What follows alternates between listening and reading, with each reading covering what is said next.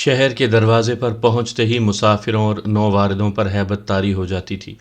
داخلی دروازہ بہت بڑا اور پھاٹک نما تھا، جس کے دونوں اطراف خوبصورت مینارے تعمیر کیے گئے تھے۔ دروازے کے دائیں مینارے پر دیوی اور بائیں مینارے پر دیوتا کا بڑا سا مجسمہ استادہ تھا۔ دونوں مجسمے خالص سونے کے بنے ہوئے تھے، ان کی چمک دیدنی تھی۔ دیوتا کے ہاتھ میں بہت بڑی تلوار تھی، یہ تلوار بھی خالص سونے سے بنائی گئی تھی۔ دیوتا کی طلائی آنکھوں میں عجیب سی چمک تھی، یوں لگتا تھا جیسے وہ ہر آنے جانے والے شخص کی نگرانی کر رہا ہو۔ دیوی کے گلے میں سونے کا بہت بڑا ہار تھا، جبکہ ہاتھ میں ایک لمبا سا گرز تھاما ہوا تھا۔ شہریوں کے نزدیک ہاتھ میں پکڑی تلوار اور گرز شہر کے لیے تحفظ کی علامت تھے۔ ان کا عقیدہ تھا کہ یہ دیوی اور دیوتا شہر کو دشمنوں سے محفوظ رکھے ہوئے ہیں۔ اس پرانے اور قدیم شہر کا نام دیوتا نگر تھا۔ یہاں ہر طرف دیوتا کے بڑے بڑے مندر تھے، جن کے سنہرے کلش دور سے ہی نظر آتے تھے۔ اکثر مندروں کے کلش سونے کے بنے ہوئے تھے۔ یہاں ہر وقت عقیدت مندوں کی بھیڑ لگی رہتی تھی۔ عقیدت مندوں کی سہولت کے لیے شہر میں کثرت سے مہمان سرائے موجود تھیں۔ لوگوں کی آمد و رفت کی وجہ سے یہاں کاروبار ترقی کر رہا تھا اور لوگ نسبتاً خوشحال تھے۔ شہر میں کئی جگہوں پر سادھو سنت لوگوں کے ڈیرے تھے۔ گلے میں مالائیں ڈالے سادھو اکثر جگہوں پر چلتے پھرتے یا بیٹھے دکھائی دیتے تھے۔ وکرم نے اسی مقدس ماحول میں آنکھ کھولی تھی۔ اس کا باپ چمن داس بھی ایک مندر کا پجاری تھا۔ ان کے گھر میں بھی کانسی اور پیتل کے خوبصورت مجسمے تھے، جن کی وہ پوجا کرتے تھے۔ وہ بچپن ہی سے اکثر باپ کے ساتھ مندر جایا کرتا تھا اور پوجا پاٹ کے سمے بھی وہ اپنے باپ کے ساتھ ہوا کرتا تھا۔ وکرم اس شہر کے قصے کہانیاں بچپن سے ہی سنتا چلا آیا تھا۔ پجاری عقیدت مندوں کو اکثر یہ کہانیاں سنایا کرتے تھے۔ وہ ان کی عقیدت میں اضافہ کرنے کے لیے کئی بار کے سنائے ہوئے قصے بیان کرنے کے بعد کہا کرتے تھے، اس شہر کی ترقی اور عظمت ان دیوتاؤں کی وجہ سے ہے۔ پہلے ان کی نافرمانی کرنے کی وجہ سے اس شہر پر کئی عذاب آ چکے ہیں۔ کئی دفعہ بربادی اس شہر کا مقدر بن چکی ہے۔ اگر شہر کو تباہی سے بچانا ہے تو ان دیوتاؤں کے غیظ و غضب سے بچنا ہوگا۔ ان کی اطاعت اور خدمت ہم سب پر فرض ہے۔ وکرم اپنے باپ کے ساتھ چھوٹے سے ایک گھر میں رہتا تھا۔ وہ اکثر اپنے والد کے ساتھ بڑے پجاری کے محل نما مکان میں جایا کرتا تھا، جو مندر کے ساتھ ہی واقع تھا۔ اس محل نما مکان کو دیکھ کر اس کے دل میں خواہش پیدا ہوتی تھی، کاش ہمارا گھر بھی اس محل جیسا ہو۔ ایک دن یہی سوال اپنے باپ کے سامنے اس کے لبوں پر مچل گیا۔ چمن داس نے مسکراتے ہوئے جواب دیا، بیٹا، جو دیوتاؤں اور مورتیوں کی زیادہ خدمت کرتا ہے اسے زیادہ مرتبہ و مقام نصیب ہوتا ہے۔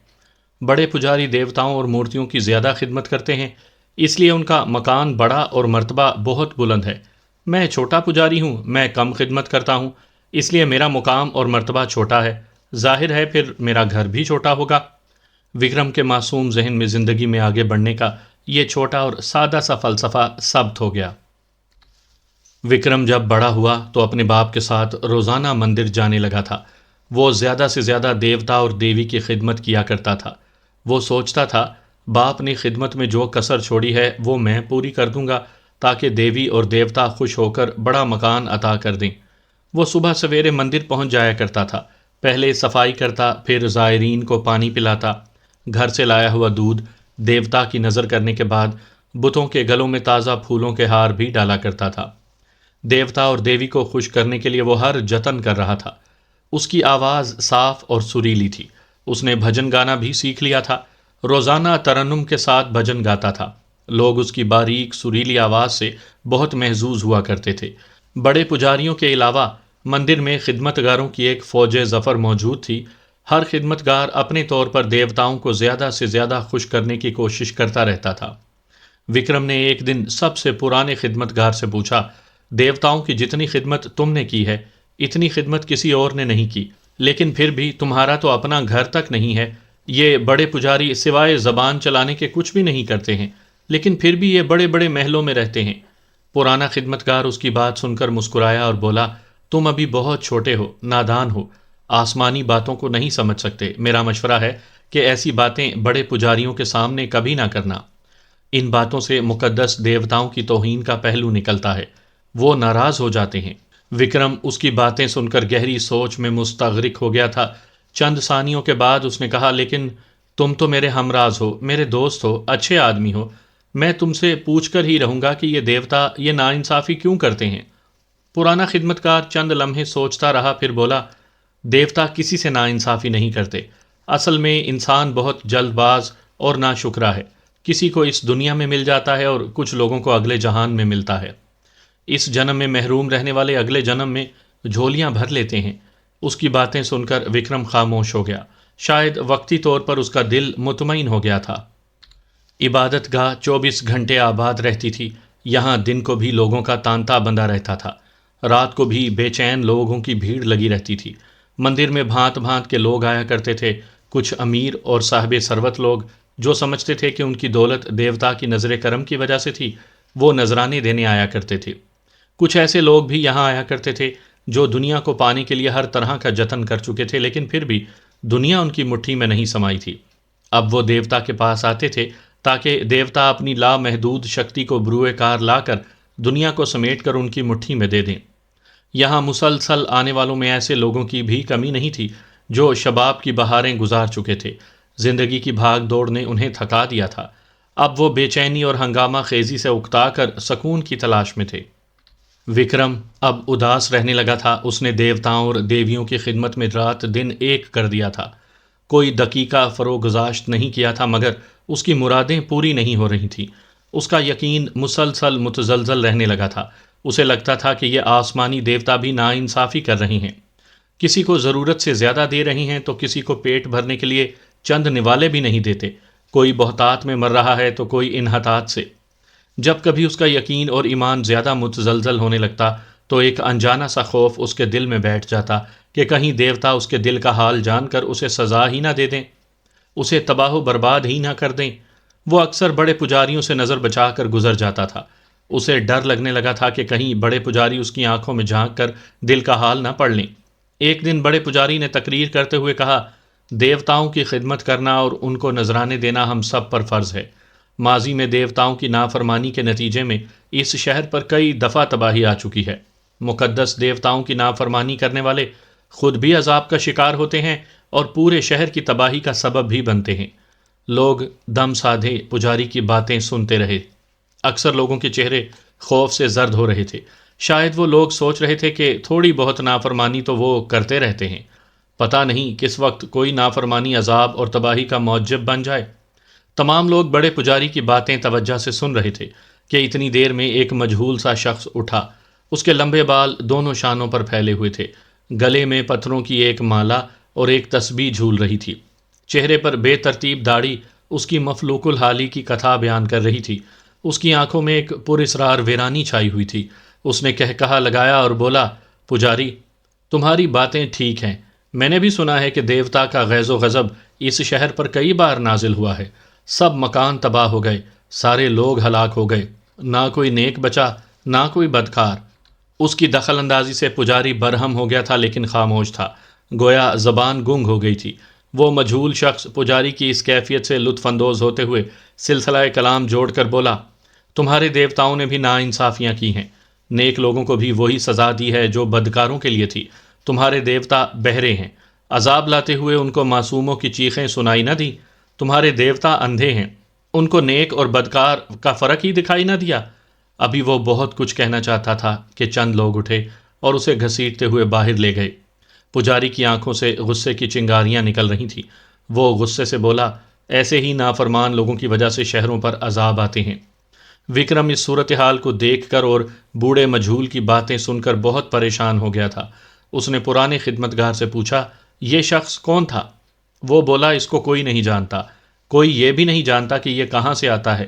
لوگ اس کو دیوانہ کہتے ہیں، اس کے مذہب کے بارے میں بھی کسی کو معلوم نہیں، کوئی نہیں جانتا کہ یہ کس مذہب سے تعلق رکھتا ہے، کس کو مانتا ہے۔ یہ مسجد میں بھی جاتا ہے اور مندر میں بھی آیا کرتا ہے۔ یہ عجیب و غریب سوالات کرتا ہے۔ بڑا پجاری اس کو جواب نہیں دے سکتا تو لوگ اسے دھکے دے کر باہر نکال دیتے ہیں۔ مولوی جب اس کے سوالوں کے جواب نہیں دے سکتا تو نمازی اسے مسجد سے باہر دھکیل دیتے ہیں۔ وکرم کے ذہن میں اسے ملنے کا اشتیاق پیدا ہوا۔ اس نے پوچھا، یہ رہتا کہاں ہے؟ پرانے خدمتگار نے جواب دیا، اس کے ٹھکانے کا کسی کو پکا پتہ نہیں ہے۔ یہ آتا ہے اور چھلاوے کی طرح غائب ہو جاتا ہے، کہیں ظاہر ہوتا ہے اور پھر اچانک غائب ہو جاتا ہے۔ وکرم اب اور زیادہ اداس اور مضطرب رہنے لگا تھا۔ اس کا دل مندر میں نہیں لگتا تھا۔ وہ تو برابری کے خواب دیکھتا تھا، لیکن اسے اس عبادت گاہ میں بھی بیرونی دنیا والی درجہ بندی اور طبقاتی تقسیم دکھائی دیتی تھی۔ بڑا پجاری، بڑا خدمتگار، چھوٹا خدمتگار، سب کے الگ الگ درجے تھے، سب کے الگ الگ رتبے بھی تھے۔ وکرم کی بے چینیاں ہر آنے والے دن کے ساتھ بڑھنے لگی تھیں۔ ایک رات وہ بہت پریشان تھا، نیند آنکھوں سے کوسوں دور تھی، ہر طرف گہری خاموشی کا راج تھا، سب لوگ سوئے ہوئے تھے، صرف ایک پجاری جاگ رہا تھا جو مخصوص وقت کے بعد گھنٹا بجاتا تھا۔ گھنٹا بجنے سے وکرم کا دل اور دہل جاتا تھا۔ جب رات بہت زیادہ گزر گئی تو گھنٹا بجانے والے پجاری کو بھی نیند آ گئی۔ وکرم کا خوف متجاوز ہو گیا، سارے چراغ تھک ہار کر بجھ چکے تھے، سوائے ایک چراغ کے جو ہلکا سا ٹمٹما رہا تھا، جیسے کوئی آخری ہچکیاں لے رہا ہو۔ اس ملگجے ماحول میں وکرم کو کئی ہیولے دکھائی دے رہے تھے، چلتے پھرتے، خاموش۔ وہ پلکیں جھپکائے بغیر ایک ٹک انہیں دیکھتا رہا۔ خوف کا آسیب اس کے دل کی دھڑکن کو تیز سے تیز تر کرنے میں مصروف تھا۔ جب خوف حد سے متجاوز ہو گیا تو وکرم کا دم گھٹنے لگا۔ وہ ایک جھٹکے سے اٹھا اور چشمے زدن میں کمرے سے باہر نکل گیا۔ چاند کی ہلکی ہلکی روشنی میں کھلی فضا میں اس نے چند لمبی سانسیں پھیپڑوں میں اتاریں تو اس کے خوف میں کسی حد تک کمی واقع ہو گئی۔ اس نے ادھر ادھر دیکھا، باہر سناٹے کا راج تھا۔ وہ ایک طرف چل پڑا۔ اس کی منزل کون سی تھی، کس طرف تھی، معلوم نہیں تھا۔ دماغ نے کہا منزل کی کوئی خبر نہیں، گویا نامعلوم ہے۔ دل سے آواز آئی، نہیں، منزل نامعلوم نہیں بلکہ معلوم ہے، مجھے اس دیوانے کے پاس جانا ہے، اس کا ٹھکانہ میری منزل ہے۔ وہ دیوانے سے ملنے کے لیے بے چین تھا، کسی تعین کے بغیر ایک سمت چلا جا رہا تھا۔ اس کے ذہن میں پرانے خدمتگار کے الفاظ گونج رہے تھے، دیوانہ تو دیوانہ ہے، سایہ ہے، اسے تلاش کرنا بے وقوفی ہے۔ وکرم کئی دنوں سے بغیر اطلاع اور اجازت کے گھر اور مندر سے غائب تھا۔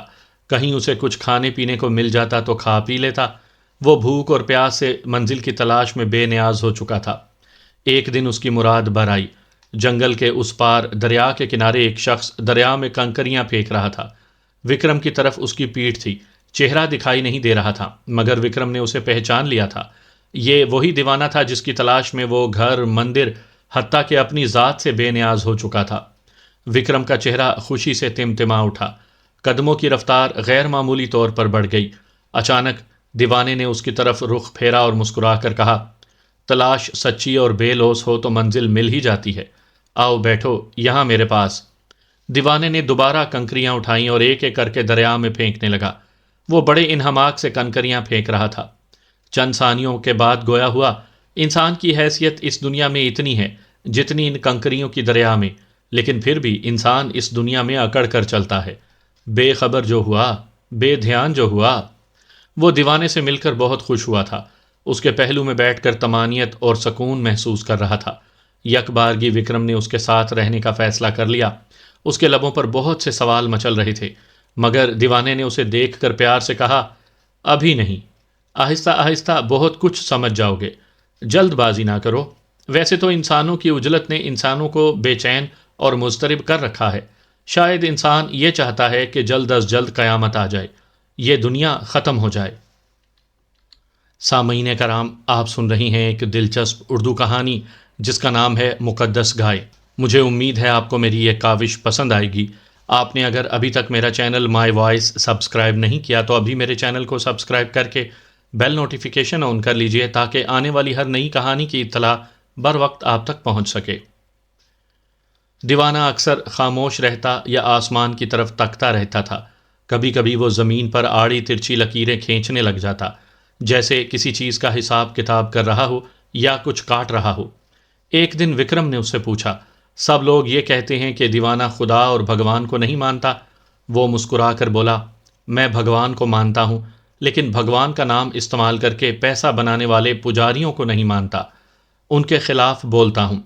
ان بڑے پجاریوں نے بھگوان کے نام پر اپنی جیبیں تو بھر لیں، لیکن چھوٹے خدمتگاروں کے لیے روٹی کا حصول بھی مشکل کر دیا۔ وہ آسمان کی طرف دیکھنے لگا جیسے کچھ تلاش کر رہا ہو، پھر اس نے اپنا سر جھکا لیا، غمزدہ لہجے میں بولا، یہ پجاری بڑے ظالم لوگ ہیں۔ جب بھی کوئی قدرتی آفت یعنی زلزلہ، سیلاب یا طوفان آتا ہے تو یہ بھگوان کے عذاب کے نام پر ڈرا کر ان مصیبت زدہ لوگوں سے ان کی رہی سہی جمع پونجی بھی لوٹ لیتے ہیں، ان کی جیبیں خالی کر دیتے ہیں، حالانکہ ایسے وقت میں برے سے برا شخص بھی ان کی مدد کرنے پر تیار ہو جاتا ہے، اپنی حیثیت کے مطابق ان مصیبت کے ماروں کی مالی طور پر مدد کر دیتا ہے، مگر ان پجاریوں کے دل میں رحم نام کی کوئی شے سرے سے ہی موجود نہیں۔ دیوانے کی باتیں اس کے دل میں گھر کرتی جا رہی تھی، وہ روز بروز اس کا معتقد ہوتا جا رہا تھا۔ ابھی اس نے بہت کچھ پوچھنا تھا، لیکن اس کی دیوانے سے ہم سفری کا دورانیہ سمٹ گیا۔ ایک دن جب وہ صبح اٹھا تو دیوانہ غائب تھا۔ اس نے دیوانے کی تلاش میں رات دن ایک کر دیا، مگر وہ کہیں نہ ملا۔ وہ مایوس اور دل گرفتہ ہو کر گھر کی طرف روانہ ہو گیا۔ وکرم کافی عرصے کے بعد گھر پہنچا تھا۔ اس کے والدین جو اسے ہر جگہ تلاش کر کے مایوس ہو چکے تھے، اسے دیکھ کر یکدم نہال ہو گئے۔ ان کی خوشی کی کوئی انتہا نہ رہی۔ اس کی والدہ نے اسے گلے لگاتے ہوئے کہا، چمن داس، میں نہ کہتی تھی کہ مقدس گائے گھر لے آؤ، ہماری مرادیں ضرور پوری ہوں گی۔ دیکھا نا میرا بیٹا واپس گھر آ گیا۔ مقدس گائے کے تذکرے پر اس کے دل و دماغ میں کوئی ہلچل پیدا نہ ہوئی۔ اس کا دل تو دیوانے کی باتوں میں کھویا ہوا تھا۔ یہ مقدس دیوتا بھی نا انصافی کرتے ہیں، جس کے پاس دولت کے ڈھیر ہوں اس کی دولت میں اضافہ کر دیتے ہیں، جو بھوکے ہوں ان سے رہی صحیح رقم بھی لے لیتے ہیں۔ اس کا باپ چمن داس اس کا ہاتھ پکڑ کر اسے مقدس گائے کی زیارت کے لیے لے گیا۔ گائے کے لیے وہ کمرہ مختص کیا گیا تھا جو کبھی اس کے آن جہانی دادا استعمال کیا کرتے تھے۔ پہلے یہ کمرہ ٹوٹا پھوٹا اور ناقابل استعمال ہوا کرتا تھا۔ دادا کے مرنے کے بعد اس کی حالت پہلے سے بھی خستہ ہو گئی تھی۔ اس خستہ حال کمرے کی از سر نو زیبائش اور تزئین و آرائش کی گئی تھی۔ مقدس گائے کی رہائش کے لیے موزوں ترین انتظام کر دیا گیا تھا۔ چھت سے ایک خوبصورت فانوس لٹک رہا تھا، فرش پر لکڑی کے رنگ کا سنگ مرمر نصب تھا، جبکہ دیواریں بھی مختلف رنگوں کے نقش و نگار سے مزین تھیں۔ دیواروں پر دیوتاؤں اور دیویوں کی خوبصورت تصاویر بنی ہوئی تھی۔ کوئی دیوتا ہاتھ میں تلوار لیے کھڑا تھا تو کسی کے ہاتھ میں گرز پکڑا ہوا تھا۔ کمرے میں شان بے نیازی سے کھڑی گائے کے گلے میں تازہ پھولوں کے ہار جھول رہے تھے، پاؤں میں چاندی کے بنے ہوئے گھنگرو بندھے ہوئے تھے۔ گائے کے اوپر ہلکے کالے رنگ کی چادر ڈلی ہوئی تھی جس پر رنگین دھاگوں سے پھول کاڑے ہوئے تھے۔ اگرچہ وکرم کا دل اور روح کہیں اور تھے، لیکن چمن داس اس سے بے نیاز خوشی خوشی بتا رہا تھا، میں تو اکثر گھر پر نہیں ہوتا، لیکن تمہاری والدہ اور بہن مقدس گائے کی بہت خدمت خاطر کرتی ہیں، روزانہ اسے خوشبو والے پانی سے نہلاتی ہیں، خوراک میں چارے کے علاوہ اسے اچھی سبزیاں اور پھل دیتی ہیں۔ تمہاری والدہ اس کے لیے کڑھائی والی خوبصورت چادر تیار کرنے پر دن رات محنت کر رہی ہے۔ مقدس گائے کی خدمت دن رات ہو رہی تھی۔ اس کی ماں اور بہن اس کام کو سعادت سمجھ کر کرتی تھیں، جبکہ اسے مقدس گائے کی خاطر مدارات میں کوئی دلچسپی محسوس نہیں ہوتی تھی۔ ایک دن اس کے گھر والے کسی رشتہ دار کے گھر گئے، جاتے ہوئے گائے کی خدمت کی ذمہ داری وکرم کے کاندھوں پر ڈالنا نہیں بھولے تھے۔ جب اس کا باپ شام کو واپس آیا تو پتہ چلا کہ گائے تو سارا دن کی بھوکی ہے۔ وکرم اسے چارہ ڈالنا بھول گیا تھا۔ اس کا باپ چمن داس بہت برہم ہوا۔ وکرم، تم نے مقدس گائے کی توہین کی ہے۔ ایک دن تمہاری ان حرکتوں کی وجہ سے اس گھر پر عذاب اترے گا، ہم سب تباہ و برباد ہو جائیں گے۔ اس نے سر جھکا لیا۔ اس سال بارشیں بہت کم ہوئی تھیں۔ ابھی سے ہی شہر پر محیب قحط کے خطرات منڈلانے لگے تھے۔ جانوروں کے لیے چارہ بتدریج کم ہوتا جا رہا تھا۔ یوں لگتا تھا جیسے کچھ ہی دنوں کے بعد سرے سے ناپید ہو جائے گا۔ لوگوں کے چہروں پر خوف کے آثار ابھرنا شروع ہو گئے تھے۔ دیکھتے ہی دیکھتے مندروں میں خطرہ بھانپ لینے کے گھنٹے بجنے لگے، قحط کو ٹالنے کے لیے بھجن گائے جانے لگے۔ عبادت گاہوں میں لوگوں کا ایک دم ہجوم بڑھ گیا تھا۔ پجاری اعلان کر رہے تھے، قحط دیوتاؤں کی ناراضگی کے سبب آسمان سے اترنے والا ہے۔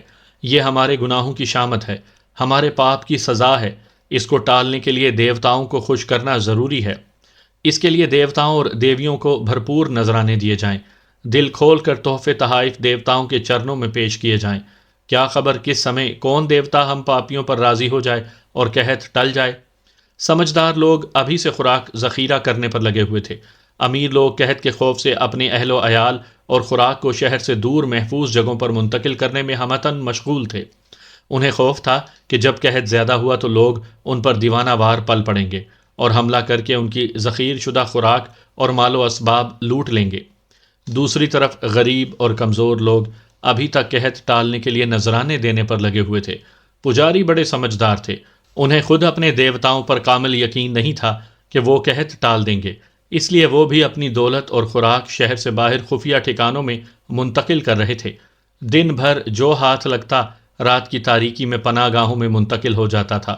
وہ غریب لوگوں کو مسلسل دلاسے دے کر لوٹ رہے تھے اور سمجھا رہے تھے، دیوتاؤں کی پوجا زیادہ کر دو، زیادہ سے زیادہ نذرانے ان کے پیروں میں ڈالو اور بنتی کرو کہ قحط ٹل جائے۔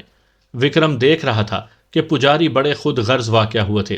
وہ ان قحط زدہ لوگوں کو ابھی بھی لوٹنے پر لگے ہوئے تھے، جن کے چہرے خون کی کمی اور بھوک کی وجہ سے پیلے پڑ گئے تھے اور آنکھیں اندر کو دھنسنے لگی تھیں۔ اکثر لوگ ہڈیوں کے سوکھے پنجر دکھائی دینے لگے تھے۔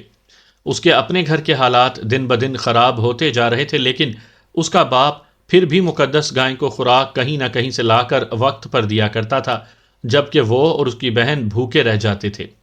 ان کے پڑوسی پہلے پہل مقدس گائے کے لیے چارہ اور پھل بھیجا کرتے تھے۔ اب یہ سلسلہ تھم گیا تھا، کیونکہ وہ خود زندگی اور موت کی کشمکش میں مبتلا ہو گئے تھے۔ گائے کو پیش کرنے کے لیے وہ خوراک کا بندوبست نہیں کر سکتے تھے۔ ہر طرف خشک سالی کا بھیانک راج قائم ہو چکا تھا۔ جانور چارے کی کمی کی وجہ سے مر رہے تھے۔ لوگ مردہ اور بدبودار جانوروں کا گوشت کھانے پر لگے ہوئے تھے، مگر مردار کھانے سے بھی سانسوں کی ڈور کو مہلت ملتی دکھائی نہیں دیتی تھی۔ وکرم کے اپنے گھر میں خوراک کا ذخیرہ بہت کم مقدار میں رہ گیا تھا۔ اب گائے کو خوراک ملنا بھی کم ہو گئی تھی، جس کی وجہ سے وہ بتدریج کمزور ہونے لگی تھی۔ وکرم کا باپ کئی مرتبہ مقدس گائے کے لیے اناج لینے گھر سے نکلا تھا، لیکن بہت کوشش کے باوجود چند پھانکے لانے میں کامیاب نہ ہو پایا تھا۔ شہر میں اناج سرے سے غائب ہو چکا تھا۔ قریبی شہر سے غلے کے کئی اونٹ یہاں بھیجے گئے تھے، لیکن وہ قحط زدہ لوگوں نے راستے میں ہی لوٹ لیے تھے۔ پھر وکرم کے گھر میں خوراک بالکل ختم ہو گئی۔ اس کی چھوٹی بہن بھوک کے مارے بلکنے لگی۔ اس کے آنسوں اور چیخو پکار سے وکرم کا دل دہلنے لگا تھا۔ خود اس کی بھی ہڈیاں نکل آئی تھیں۔ اس کے ماں باپ بھی ہڈیوں کے ڈھانچے بن کر رہ گئے تھے، لیکن انہیں اپنے آپ سے کہیں زیادہ اپنے دونوں بچوں کی فکر دامن گیر تھی۔ چمن داس سے اپنے بچوں کی بے بسی اور بھوک دیکھی نہ گئی۔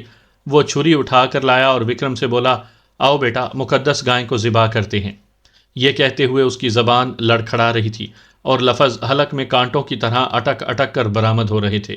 وکرم کی آنکھوں میں کئی سوال ابھرے جو باپ نے پڑھ لیے تھے، لیکن اس میں جواب دینے کی ہمت بالکل نہیں تھی۔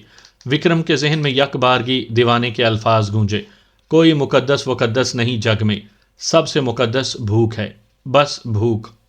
گائے ذبح کرتے ہوئے چمن داس کے ہاتھ کانپ رہے تھے۔ گائے کمزور ہونے کی وجہ سے زیادہ دیر مزاحمت تو نہ کر سکی تھی، لیکن اس کی ادھ کھلی آنکھوں میں حیرت ضرور ثبت تھی۔ صبح شام ناز برداریاں کرنے والے ہاتھوں نے اسے کیسے کاٹ کر رکھ دیا تھا۔ گائے کا گوشت بھی کتنے دن چلتا۔ گھر میں پھر فاقے شروع ہو گئے۔ ایک دن وکرم بھوک سے تنگ آ کر خوراک کی تلاش میں نکل کھڑا ہوا۔ وہ شہر کے حالات دیکھ کر سخت خوف زدہ ہو گیا تھا۔ ہر جگہ قحط زدہ، مرے ہوئے، پنجر بنے ہوئے لوگ، لاشیں، تعفن۔ لاشوں پر سے بھی بھوک کے ماروں نے ماंس اتار لیا تھا۔ جا بجا ڈھانچے بکھرے ہوئے تھے۔ کچھ جگہوں پر لوگ آخری ہچکیاں لیتے انسانوں کے مرنے کا انتظار کر رہے تھے تاکہ ان کا ماंس اتار کر ایک وقت کی بھوک مٹا لی جائے۔ اسے راستے میں ایک شناسا ملا جس نے بتایا، وکرم، اپنی اور اپنے گھر والوں کی جان بچا کر شہر سے بھاگ جاؤ۔ لوگ زندہ انسانوں کو ذبح کر کے بھی اپنی بھوک مٹا رہے ہیں۔ قتل عام ہو رہا ہے ہر طرف۔ اسے یہ بات سن کر جھرجھری سی آ گئی۔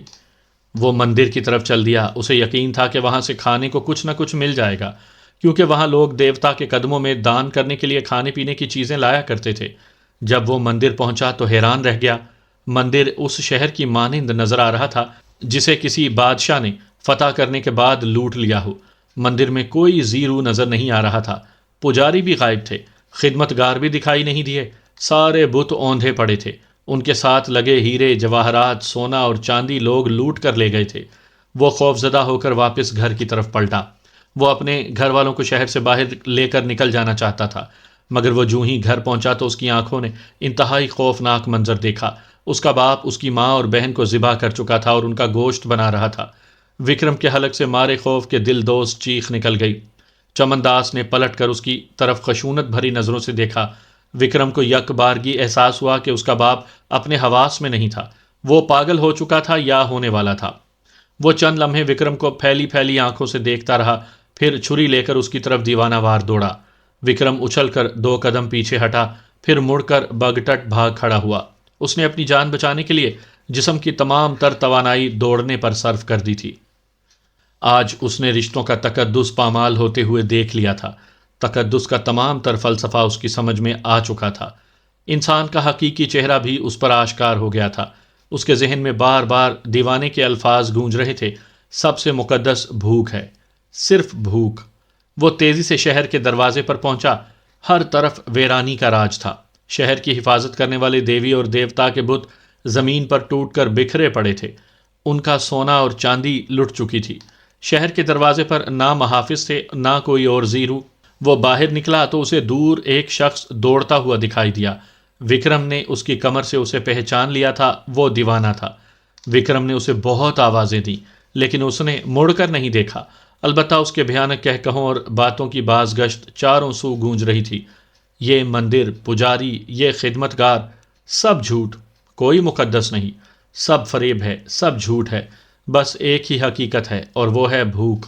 بھوک ہی مقدس ہے، بھوک ہی قیامت ہے، بھوک ہی عذاب ہے۔ انسان اصل میں حیوان ہے۔ شعور کی تہیں اس کی اصلیت کو چھپا دیتی ہیں، لیکن یہ بھوک شعور کو تہو بالا کر دیتی ہے، جس سے انسان کی حیوانیت سامنے آ جاتی ہے۔ تقدس اصل میں کچھ نہیں، صرف انسان کے شعور کا کرشمہ ہے۔ انسان صرف بھوک کا پجاری ہے، درندہ ہے۔ وکرم دیوانے کے پیچھے تیزی سے بھاگا۔ بھاگتے بھاگتے اسے بلند آواز میں پکارا، رکنے کا کہا، مگر اس نے صرف ایک بار پلٹ کر دیکھا۔ وکرم کو ایسے لگا جیسے وہ رک جائے گا، مگر وہ رکا نہیں، بلکہ دونوں ہاتھ فضا میں بلند کر کے جنگل کی طرف بھاگ کھڑا ہوا۔ وہ بھاگتے ہوئے کہہ رہا تھا، بھاگو بھاگو، زندگی بچاؤ، زندگی مقدس ہے، سب بھوک کے بیٹے ہیں، بس بھوک ہی مقدس ہے۔ وکرم کی سانس بری طرح پھول چکی تھی۔ دوڑنا ممکن نہیں رہا تھا۔ وہ رک کر ہانپنے لگا۔ دیوانہ جھاڑیوں میں گم ہو چکا تھا۔ عقب میں قدموں کی آہٹ ابھری۔ اس نے گردن موڑ کر اپنے پیچھے دیکھا۔ راستے پر 3-4 ہڈیوں کے پنجر ہاتھوں میں برچیاں لیے دوڑے چلے آ رہے تھے۔ وہ سمجھ گیا کہ اس کی ہڈیوں سے چپکا ہوا ماس ان قحط کے ماروں کو اپنی جانب بلا رہا ہے۔ اس نے رہی سہی طاقت جمع کی اور دیوانے کے نقشے پا پر جھاڑیوں میں گھس گیا۔